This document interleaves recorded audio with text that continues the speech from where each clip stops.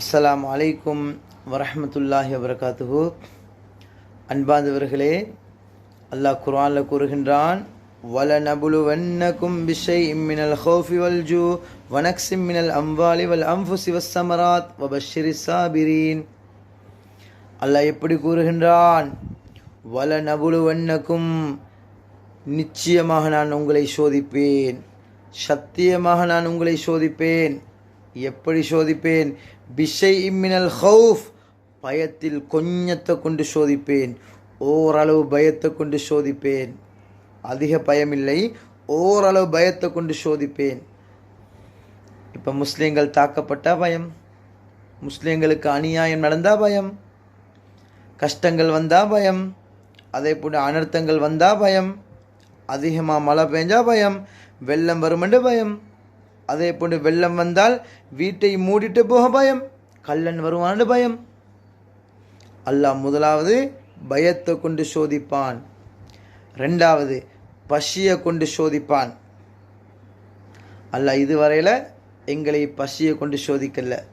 ஆனால் Haiti, Somalia, Ethiopia பல நாடுகளில் உண்ண உணவில்லாமல், குடிக்க நீர் இல்லாமல் அதிகமானவர்கள் வஃபாத்தாகிறாங்க, மரணம் அடைகிறாங்க.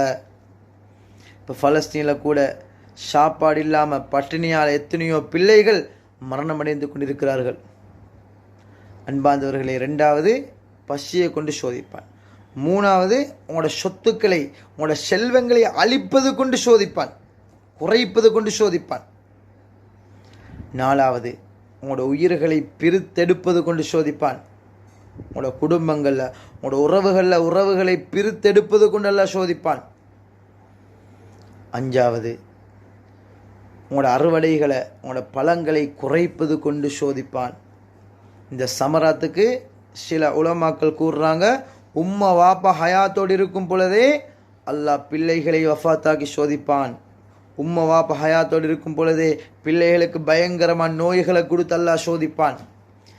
எவ்வளோ சோதனை வந்தாலும் இன்னா லில்லாஹி வ இன்னா இலைஹி ராஜிஊன் என்று சொல்லிவிட்டு தொழுகையை கொண்டும் பொறுமையை கொண்டும் அல்லாஹ்விடம் நாங்கள் உதவி தேட வேண்டும்.